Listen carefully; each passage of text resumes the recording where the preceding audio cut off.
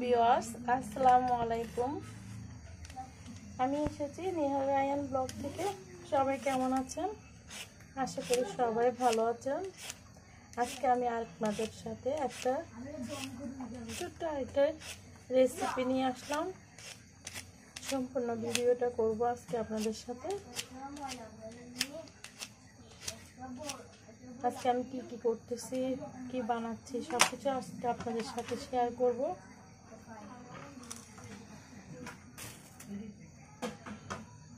তাহলে আপনারা আমার সম্পূর্ণ ভিডিওটা দেখতে থাকুন এবং দেখতে দেখতে বুঝতে পারবেন যে আমি আজকে কি বানাচ্ছি, কি করতেছি।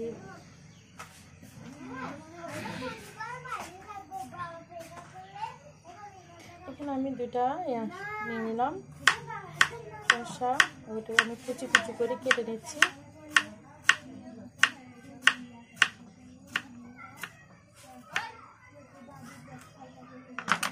কুচি কুচি করে কেটে নিচ্ছি। আমি এই ভিডিও করার আগে এখানে ধনেপাতা, কাঁচামরিচ কুটে নিলাম। এখানে অল্প করে পেঁয়াজ, তারপরে লাল মরিচ যেটাকে বলে শুকনো মরিচ, ওইটাকে আমি একটু তেলে একটু ভেজে নিলাম। আর একটু ধনেপাতা নিলাম।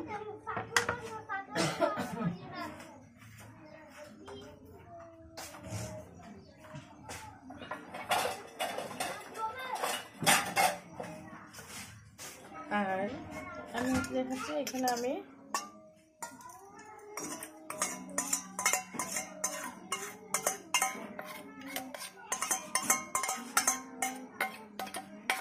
একটু টক বানালাম। টকটা আমি এখানে কিছু তেঁতুল নিলাম, বিছে নিলাম। তেঁতুলের বিচিগুলো আমি গরম পানিতে একটু ভেজা দিলাম, নরম হয়েছে যখন। তারপরে আমি এখানে একটু হালকা লবণ এবং শুকনো মরিচ ঢালা করে গুঁড়ি করে দিয়ে দিলাম। দিয়ে আমি এতে একটু চুলায় পানি সিদ্ধ করলে একদম শুকিয়ে, পানিটা শুকিয়ে একদম ঘনত্ব করে ফেললাম। ঠিক আছে, এটা আমি রেডি করলাম। এখন আপনারা বুঝতে পারতেছেন আমি কি করব।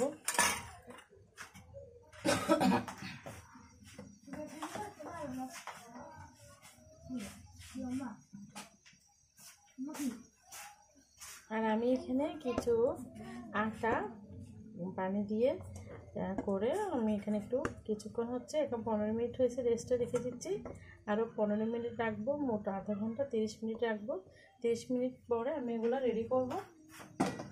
পরে 30 মিনিটটা হতে হতে আমি অন্য কাজগুলো করে নিই। আমি শসাগুলো কুচি করে নিচ্ছি।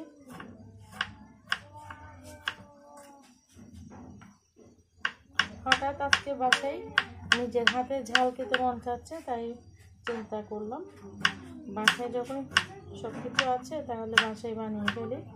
এবং আমার ভিউয়ার্স, আমার বন্ধু বান্ধবী এবং আপুদের জন্য আমি একটু করে শেয়ার করে দিব, সবার সাথে একটু করে ভিডিও বানিয়ে নেব।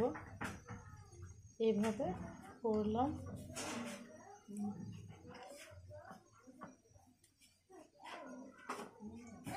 আমার দুটো লাগবে না, যদি একটা লাগে তখন আমি বানিয়ে নেব। আর আমি আজকে ঘরের কাজ, আজকে এটা কি বিচি, সিমের বিচি না, এটা হলো অন্য একটা বিচি। আজকে আমার হাজবেন্ড এটা বেশি পছন্দ করে। এটা আমি ভিজা দিয়ে দিচ্ছি, মানে এটা আমি করতে হবে, চামগুলো ফেলতে হবে, তাই একটু নরম হওয়ার জন্য ভিজা দিয়ে রাখছি। আজকে মানে রাতের জন্য এটা রান্না করব, সাথে মাছ রান্না করব। সবাই কে কে পছন্দ করেন বিচিটা খাওয়া আমাকে কমেন্ট করে জানাবেন।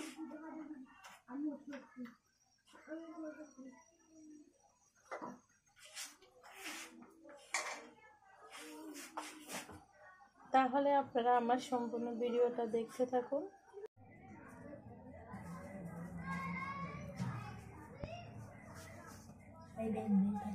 এই তো এখন আমি আলুটা সিদ্ধ করলাম। আলুটা সিদ্ধ করে একটু ঠান্ডা করলাম। ঠান্ডা করে আলু ভর্তাটা করে ফেলতেছি। আপনারা নিশ্চয়ই চিন্তা করতেছেন যে কি করবে, কি বানাবে। আমাদের আপু তো আমাদের কিছু বলতেছে না। আজকে আমি ফুচকা মানে ভেলপুরি বানাবো, ঠিক আছে? তাই আমি ভেলপুরি বানানো রেসিপিটা তোমাদের সাথে, সবার সাথে বা আপনাদের সাথে শেয়ার করতেছি। আমি কিভাবে করে আমি ঘরে ভেলপুরি বানাই সেটা তোমাদের সাথে আমি শেয়ার করতেছি। তোমরা নাও, দেখে নাও, শিখে নাও যে আমি যেভাবে বানাই ঘরে ঠিক সেইভাবে, ঠিক আছে? আলুটা এখন অনেক ঠান্ডা হয়ে গেছে। আমি একদম আলুর পানিটা একদম শুকিয়ে ফেলেছি, না হলে একটু মানে তৈলাক্ত তেল মানে নরম নরম পানসা পানি লাগবে। তাই আমি পানি একদম, দেখছো একটু পানি নেই। এখন তোমরা তোমাদের মতো শুকনো মরিচ দিবা। আমার বাসায় বাচ্চারা আছে, তাই আমি শুকনো মরিচগুলো কম দিলাম। আর আমার এই ছোটো ছোটো শুকনো মরিচগুলো অনেক ঝাল, বুঝছো?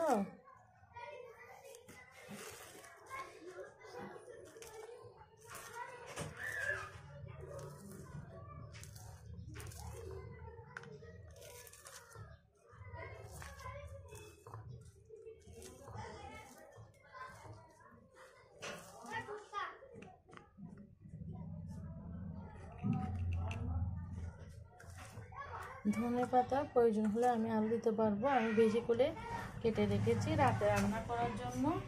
এখন এখানে আমি পরিমাণ মতো লবণ দিয়ে দিচ্ছি। আমার ভালো লাগে সরিষার তেল, এই তো আমার ভালো লাগে তাই আমি সরিষার তেল দিচ্ছি। অনেকে তোমরা ফুচকা বানালে সরিষার তেলটা নাও দিতে পারো, সমস্যা নেই, কিন্তু আমার ভালো লাগে ফ্লেভারটা, এই জন্য আমি দিলাম।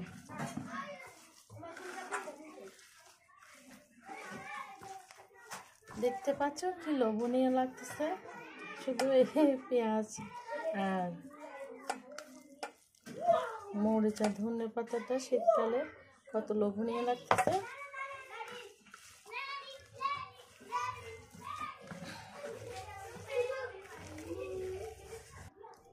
দেখতে পাচ্ছ আমার ভর্তাটা রেডি হয়ে গেছে।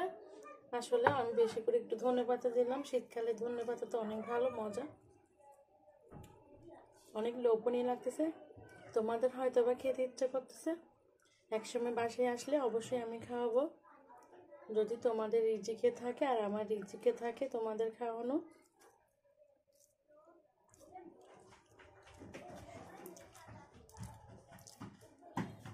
তাহলে তোমরা আমার ভিডিওটা দেখতে থাকো। এই তো আমি চলে আসলাম, এই যেটা আমি 30 মিনিট জন্য রেস্টে রেখেছিলাম, আমি ওটাকে সুন্দর করে ভালো করে বেলে নিচ্ছি। তো বেলুনটা কিন্তু আপনার রুটির বেলুন দিয়ে হবে না। আপনারা যদি ভেলপুরি বানান ঘরে, ভেলপুরি বা ফুচকা বানান, তাহলে পরোটার বেলুনটা ইউজ করবেন, ঠিক আছে? আমি এখানে কোনো সুতা ইউজ করি নাই, কারণ বাসায় খাবো, সুতা খাওয়া তো ভালো না। এরকম করে আপনারা একটু পাতলা করে, বেশি পাতলাও না বেশি রাড়ও না করে, বড় করে বেলে নেবেন। তো আমি বেলে নিলাম, দেখতে পাচ্ছেন, বেশি পাতলাও না বেশি মোটাও না, যেভাবে যতটুকু আমার করে এই জন্যই। তাই আমি ভেলপুরের জন্য বানানোর জন্য কাটার জন্য একটা স্টিলের গ্লাস নিয়ে নিলাম। এভাবে করে আমি কেটে নিচ্ছি।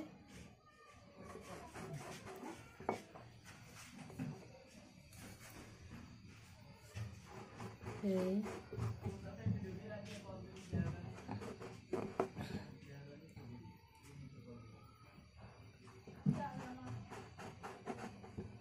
এক 2 3 4 5টা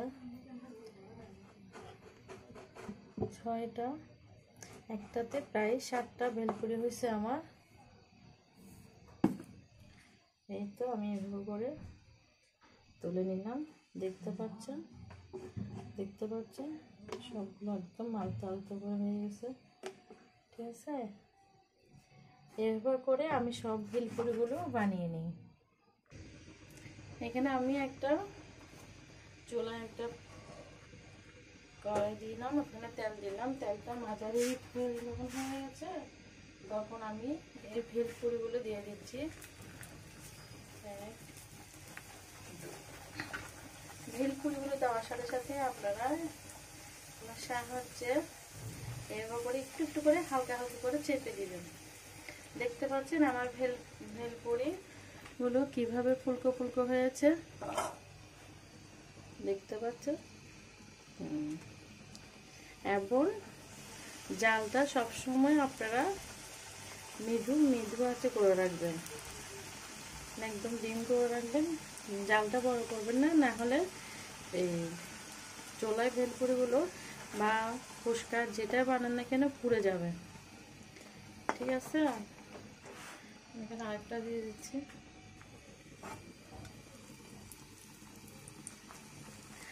আর যদি আপনারা মানে লো হিটে করেন তাহলে এগুলো ভেলপুরিগুলো একটু ক্রিস্পি হবে, মানে মচমচ হবে।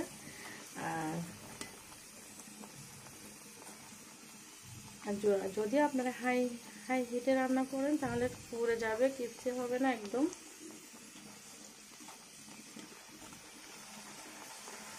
এটাকে আমি মানে অনবরত শুধু লাগতে হবে, উল্টায় পাল্টে দিতে হবে চারিদিকে। আসলে আপনারা যখন ভেলপুরি বা ফুচকা ঘরে রেডি করবেন তখন সবগুলো হবে এমন কোনো কথা নাই, কিছু হবে আবার কিছু সেখান থেকে নষ্ট হবে।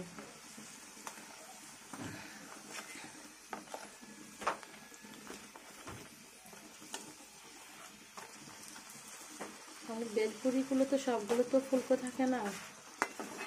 এইভাবে লো হিটে আমি প্রায় 4-5 মিনিট রান্না করব। এই তো দেখতে পাচ্ছেন এতগুলো হয়েছে ভেলপুরি বানিয়েছি। আসলে ভেলপুরি সব কিছু ফোলা ফোলা দেখতে পাচ্ছেন, আর কিছু তো ওরকম থাকে। বাসায় খাবো, বিক্রি করবো না। দেখতে তো আমি আপনাদেরকে একটু ভেঙে দেখাই যে কীভাবে মচমচ হয়েছে। দেখেন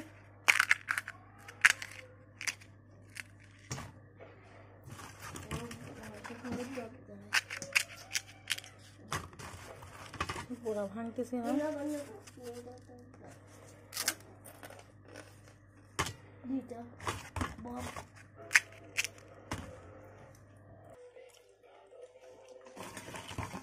আমি ফুচকা আপনাদেরকে একটু বানিয়ে দেখাচ্ছি। ভেলপুরি শুধু ফুচকা বলি, দেখতে পাচ্ছেন।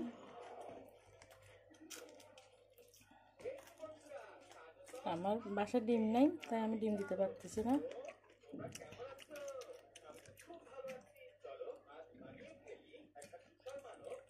আমার টকটা একটু বেশি টক হয়ে গেছে।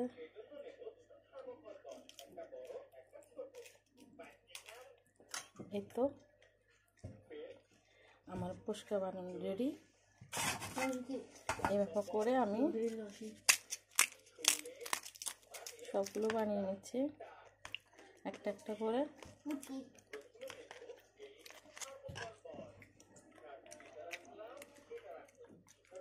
দেখতে পাচ্ছেন আমি টক একটু কম দিচ্ছি কারণ আমার তেঁতুলগুলো টক বেশি।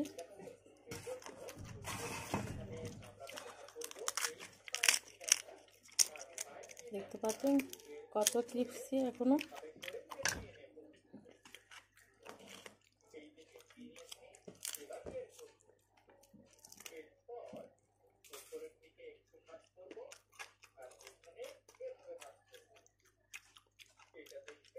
দেখতে পাচ্ছেন আমি এভাবে করে রেডি করে নিচ্ছি।